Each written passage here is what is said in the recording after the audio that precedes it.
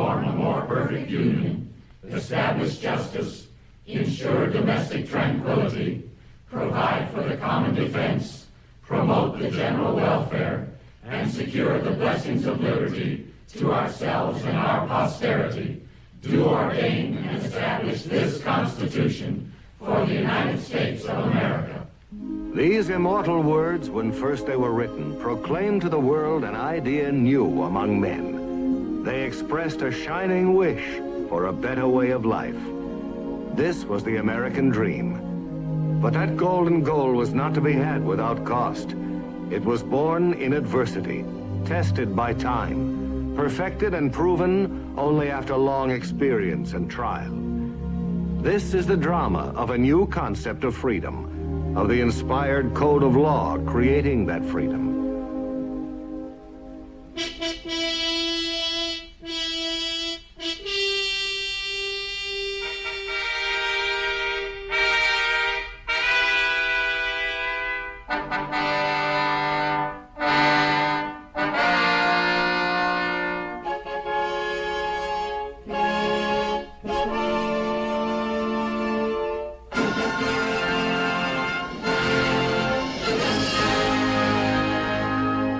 It was the year 1787.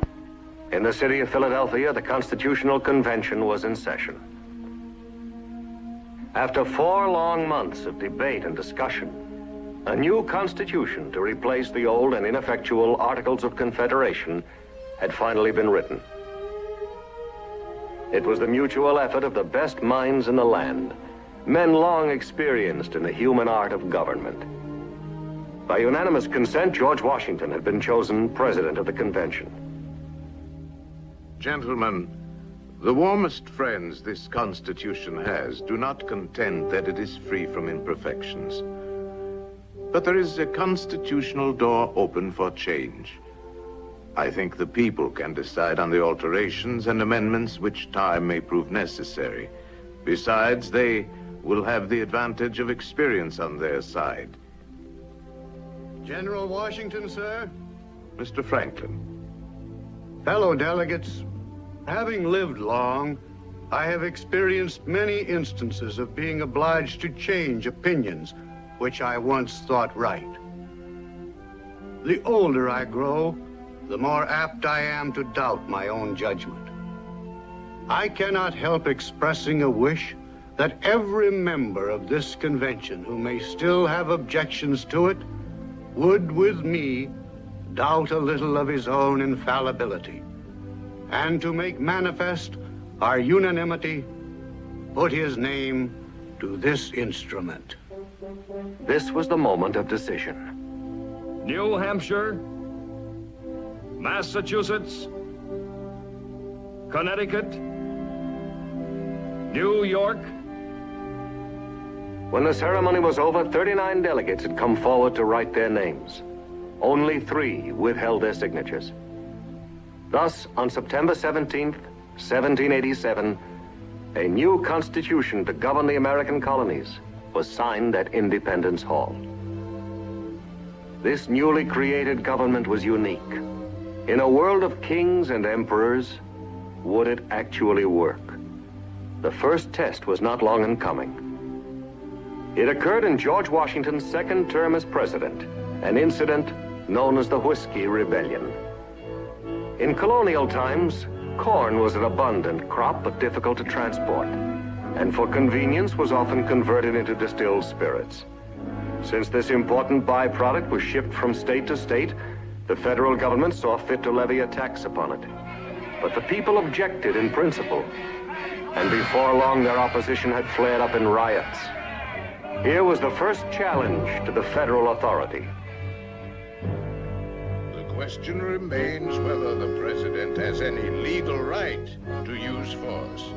As to the legality of it, Governor Mifflin, I have here an opinion from Justice Wilson advising that the courts of your state are unable to deal with the crisis through ordinary judicial proceedings. Under the law, this would empower me to use the federal militia. Fortunately, the rebellion ended without bloodshed. The mere size of the militia overawed all further opposition. Washington had shown his people that the government was prepared to ensure domestic tranquility when necessary. Some 40-odd years later, President Andrew Jackson would know the threat of secession.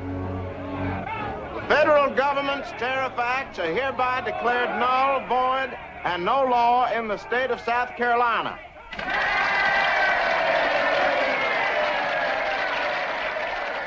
Should force be used to execute the measures declared void, such efforts will be regarded as inconsistent with the longer continuance of South Carolina in the Union. Tell them from me that they can talk and write resolutions and print threats to their heart's content. But if one drop of blood be shed there in defiance of the laws of the United States, I will hang the first man of them I can get my hands on to the first tree I can find. With the people behind him and Congress supporting him, Jackson stood by the Constitution. For the moment, the crisis passed, but it would come again. By 1858, the cause of sectionalism had grown stronger and much more bitter. The burning issues of the day were brought into national focus by a series of debates between the glib and talented Stephen A. Douglas and a self-taught lawyer named Abraham Lincoln. That's honest Abe Lincoln! Give it up good, Abe! Judge Douglas says he doesn't care whether slavery is voted up or voted down. Neither do we, Lincoln. You know nothing. Well, friend, I may not know much, but I think I know right from wrong. Now, you say that you don't care whether slavery is voted up or down. Any man can say that who does not see anything wrong in slavery. But no man can logically say it who does see wrong in it. Because no man can logically say he doesn't care whether wrong is voted up or down.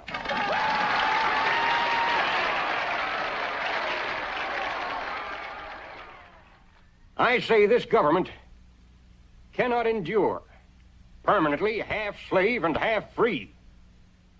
A house divided against itself cannot stand. That's what you think, you long drink of water. Yes, my friend. That's what I think. That is the real issue. That is the issue that will continue in this country when these poor tongues of Judge Douglas and myself shall be silent. As I say, I have known Mr. Lincoln for 25 years. He is a fine lawyer, possesses high ability, and there is no objection to him, except the monstrous revolutionary doctrines which he conscientiously entertains and is determined to carry out if he gets the power. Don't worry, he ain't gonna get it. Never. No, never, not that hillbilly rail splitter. All right, and I tell you that this doctrine of Lincoln's, declaring that men are made equal by the Declaration of Independence and by divine providence, is a monstrous heresy. My countrymen, if you have been taught doctrines conflicting with those great landmarks of the Declaration of Independence, if you have listened to suggestions which would take away its grandeur,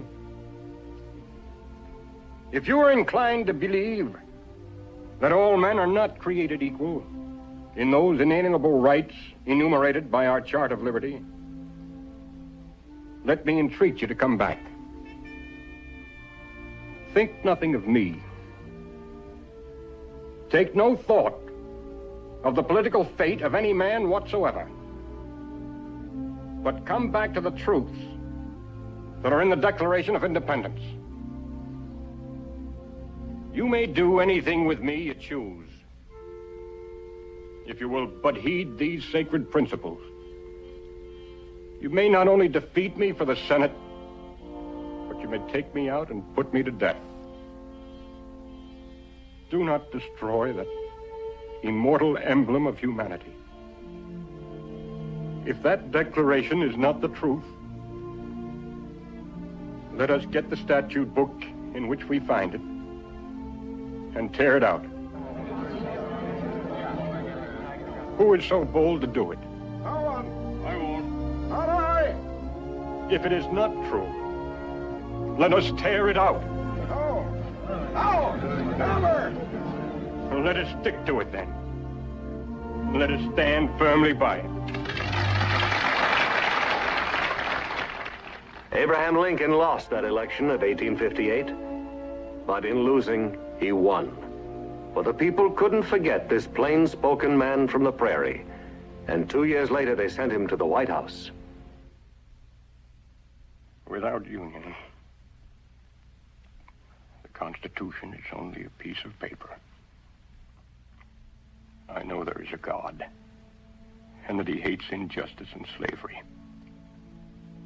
I see the storm coming, and I know his hand is in it. If he has a place and work for me, and I think he has, I believe I'm ready. I am nothing, but truth is everything. And with God's help, I shall not fail.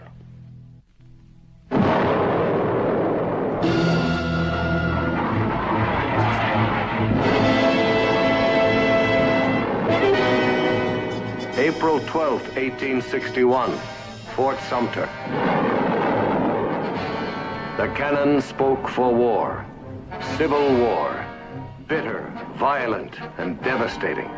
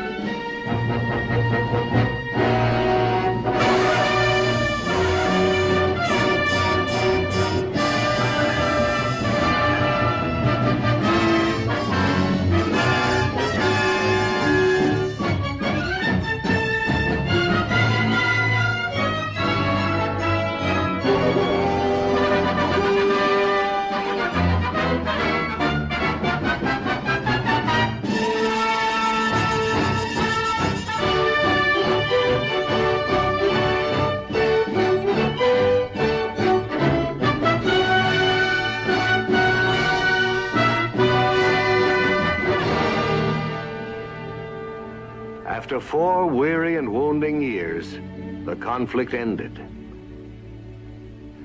The Union was saved. The Constitution had survived the fiery ordeal. America was one nation, finally and forevermore.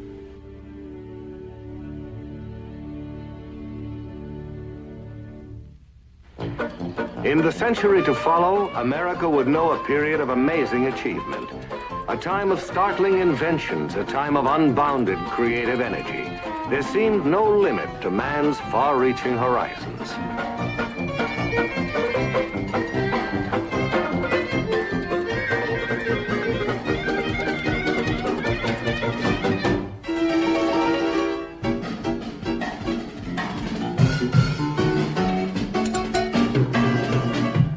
It was a time of transition, a time of progress.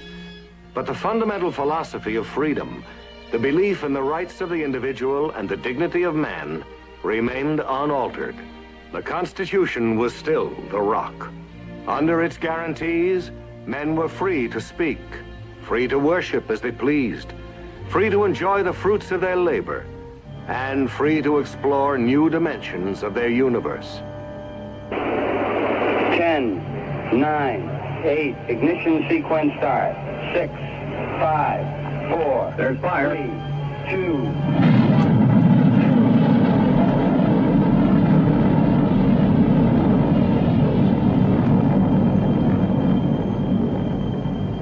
Look to the stars, say the wise men.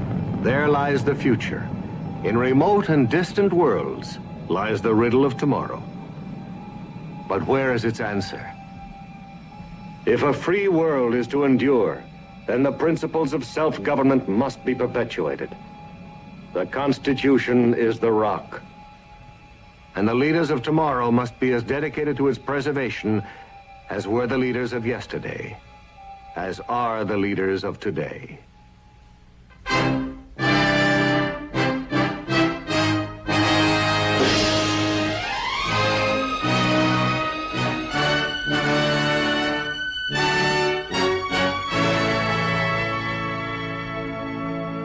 In this Hall of Presidents, let us pay homage to the immortal men whose illustrious names have been indelibly inscribed on history's roll of honor.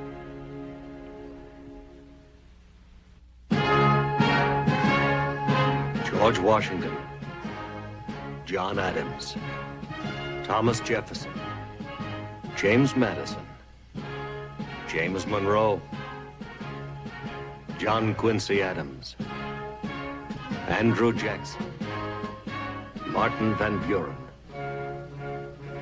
William Henry Harrison, John Tyler, James K. Polk, Zachary Taylor, Millard Fillmore, Franklin Pierce, James Buchanan, Abraham Lincoln, Andrew Johnson, Ulysses S. Grant, Rutherford B. Hayes, James A. Garfield, Chester A. Arthur, Grover Cleveland, Benjamin Harrison, William McKinley, Theodore Roosevelt, William Howard Taft, Woodrow Wilson, Warren G. Harding, Calvin Coolidge, Herbert Hoover, Franklin D. Roosevelt, Harry S. Truman, Dwight D. Eisenhower, John F. Kennedy, Lyndon B. Johnson, Richard M. Nixon.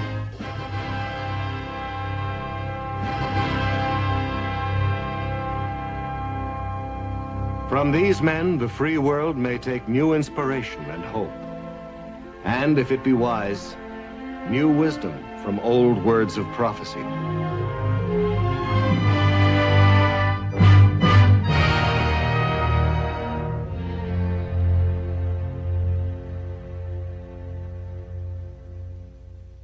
This government must be preserved in spite of the acts of any man or set of men.